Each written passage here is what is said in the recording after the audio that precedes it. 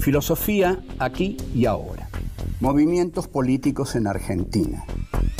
La ilusión en el progreso histórico era la bandera fundamental de la izquierda política. Sí, que se rompa, pero que no se doble. Querían pobres sometidos y tienen, en cambio, anarquistas combativos. Los hijos de la llamada chusma inmigratoria exigían ahora educarse, necesitan hacerse a sí mismos. La conciencia política de los militantes aparece en la praxis. Eva Perón es una construcción de Eva Perón. El tercer mundo es el que iba a encabezar la lucha contra la opresión. Cortar de un solo tajo la cabeza de la víbora marxista. Que vengan los capitales de todo el mundo sin condiciones de ningún tipo. Develar cómo fueron los movimientos políticos que dieron forma a este país que hoy tenemos. El 17 de octubre. 1. Los migrantes internos. 2. Civilización y barbarie. 3. Un acto fundacional. 4. Unos cuantos descamisados. Los migrantes internos. Los movimientos políticos en la Argentina, indudablemente tenemos que ocuparnos, indudablemente digo, por la potencia que ha desarrollado ese movimiento, el peronismo, desde el momento en que se consolida por primera vez en la plaza pública a través de una gran movilización popular que intenta rescatar a un líder cautivo en la isla de Martín García. El coronel Perón había sido llevado a la isla de Martín García por su política obrerista desde la Secretaría de Trabajo y porque también había logrado los puestos de vicepresidente y ministro de Trabajo. No hay que olvidar que se viene de la década llamada infame por José Luis Torres y que durante esa década fraudulenta lo que cundió, lo que fue hegemónico en esa deuda fue lo que se llamó por la misma oligarquía argentina fraude patriótico, es decir, una condición especial del fraude. Se hacía fraude en favor de la patria. Se hacía fraude en favor de los que representaban los intereses de la patria. Frente a esta instancia, cuando ya en la Cámara de Comercio británica se había promulgado la candidatura de Robustiano Patrón Costas, que este es un nombre que uno en realidad debe analizar un poco, ¿no? Es un patrón que a la vez es robustiano, es decir, no es cualquier patrón, no es un debilucho este patrón, es un robustiano patrón. Y Costas, bueno, esto tiene muchas interpretaciones.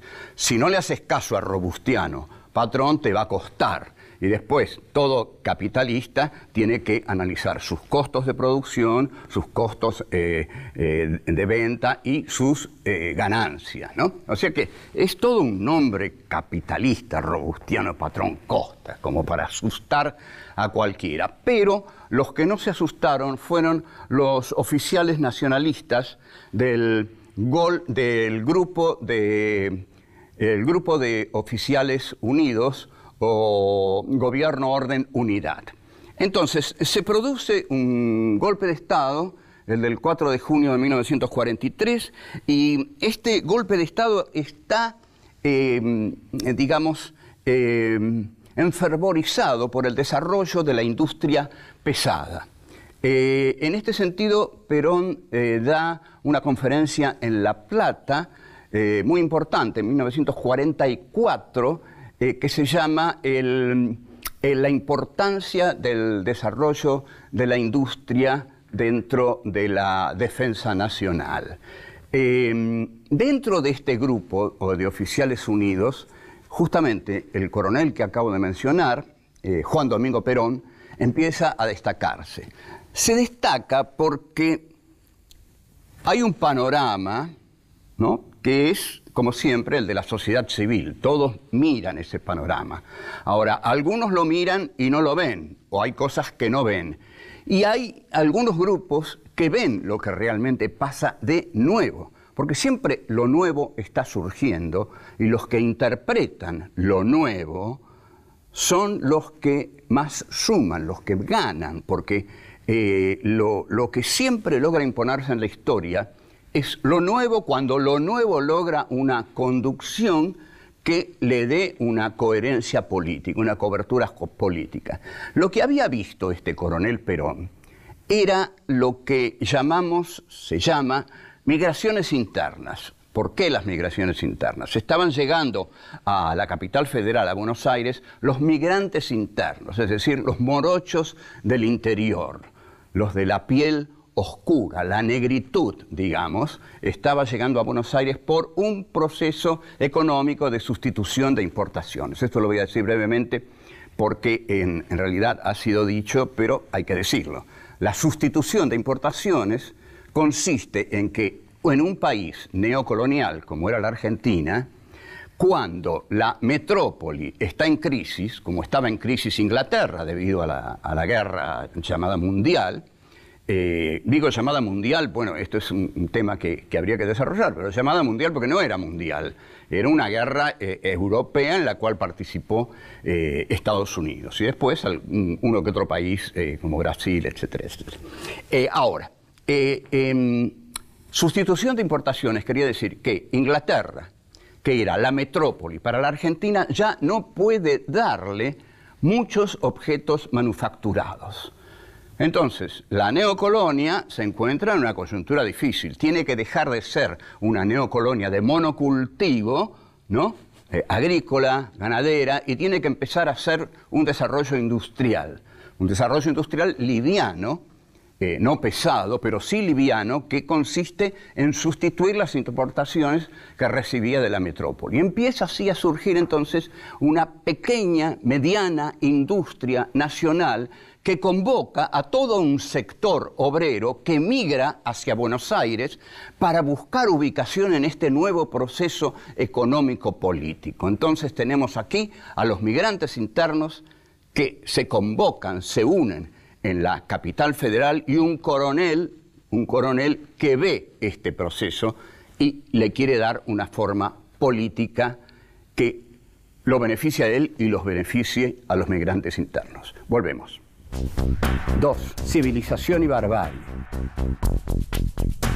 Estos acontecimientos que se desarrollan del 43 al 46, que es cuando suceden las elecciones, hay que observarlos dejando de lado todo juicio moral. No nos importa quiénes eran buenos, quiénes eran malos. Vamos a tratar de analizar cómo se construye poder y por qué alguien construye poder y otros no pueden construirlo.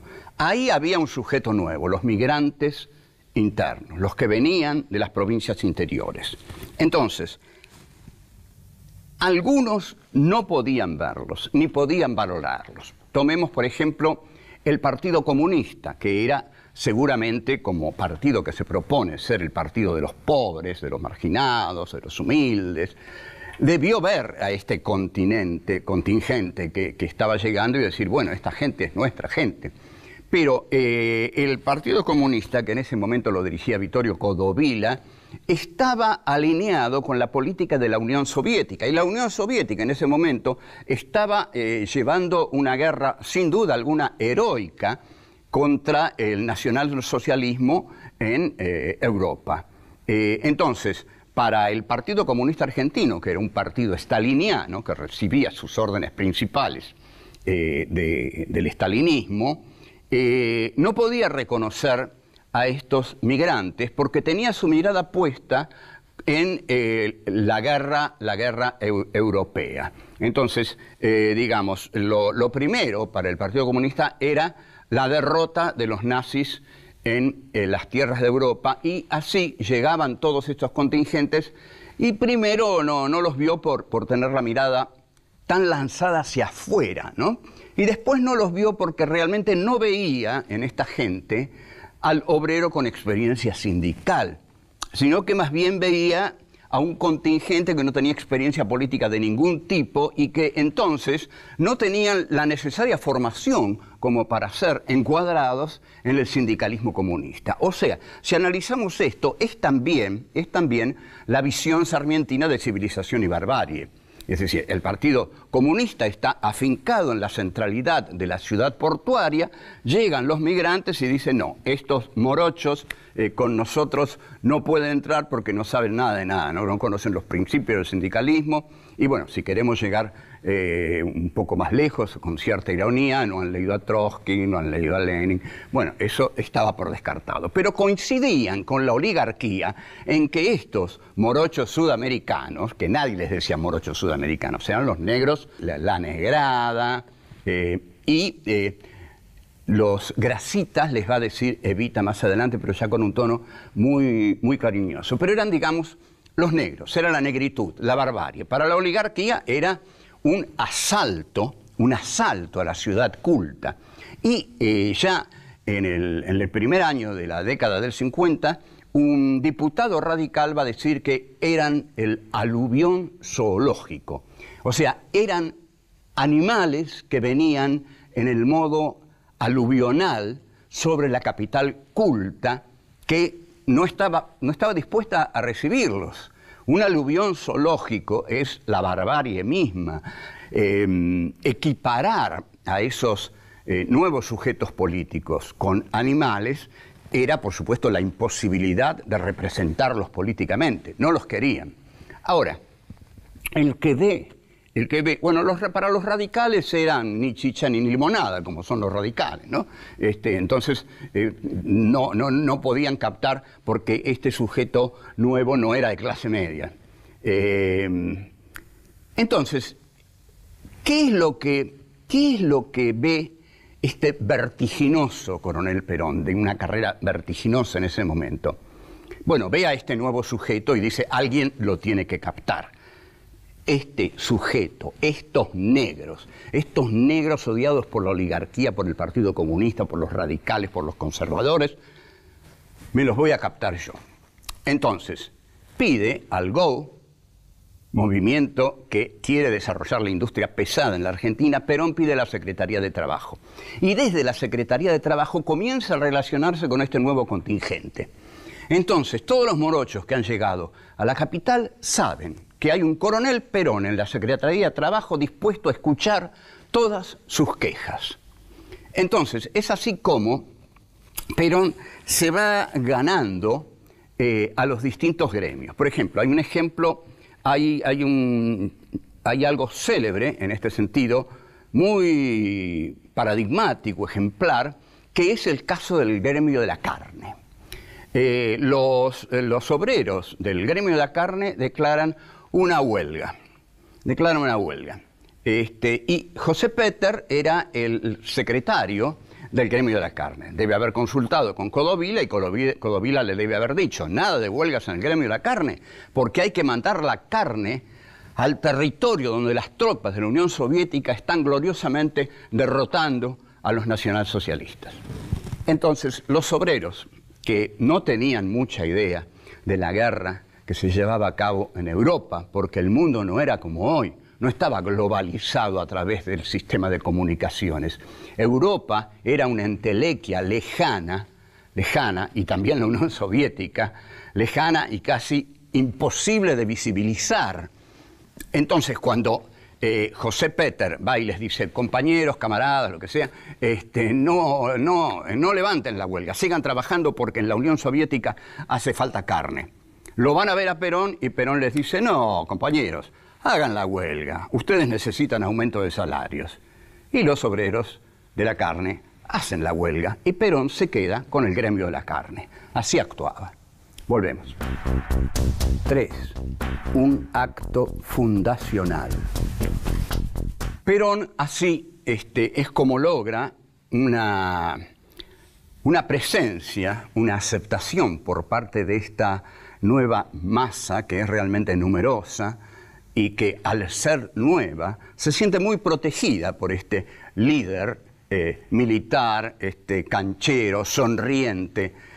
Perón les habla de un modo en que nadie les había hablado, ¿no? Dice una serie de palabras que nadie decía en los discursos, a lo indefinido le dice bosta de oveja, por ejemplo, y esto sorprende mucho porque no tiene nada que ver con el lenguaje oligárquico, ni con el lenguaje comunista, con que los líderes se dirigían a las masas. Perón pasa a ser el líder que tiene de su lado a todo el nuevo proletariado argentino.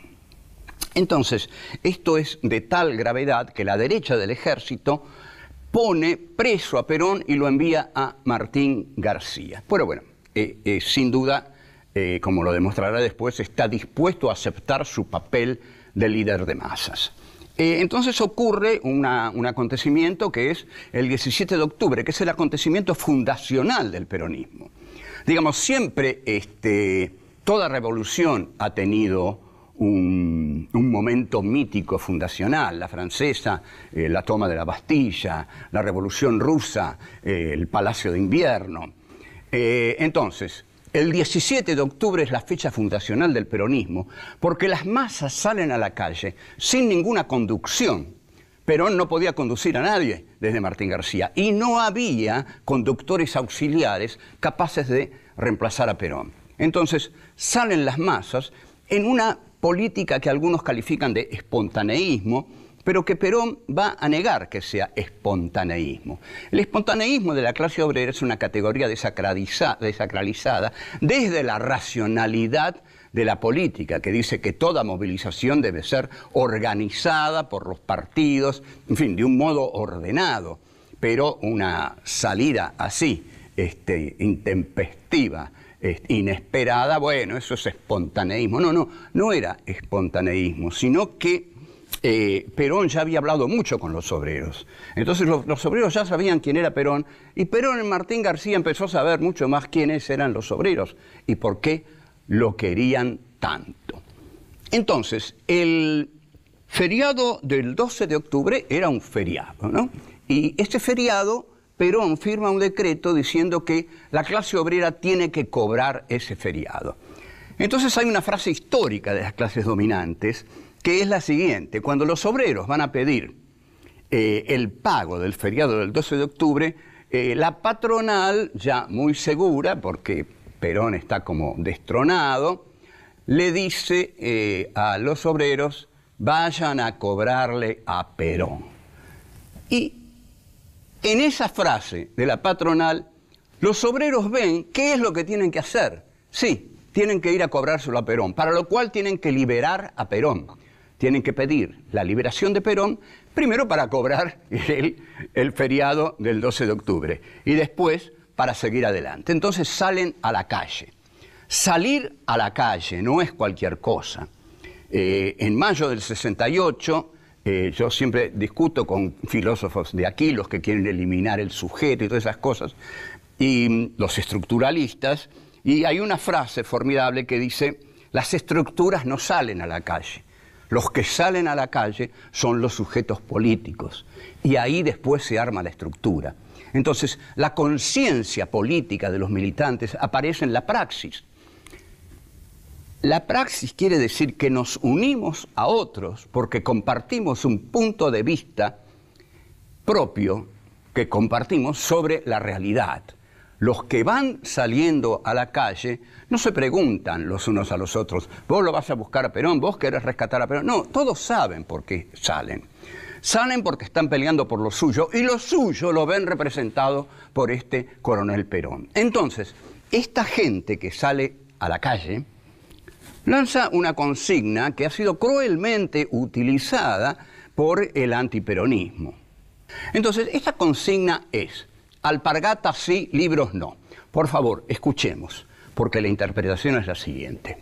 Los estudiantes estaban contra el peronismo, contra Perón y contra los obreros y contra los migrantes, porque a la universidad no iba un obrero. Un obrero no iba a la universidad. La universidad le estaba negada a un obrero.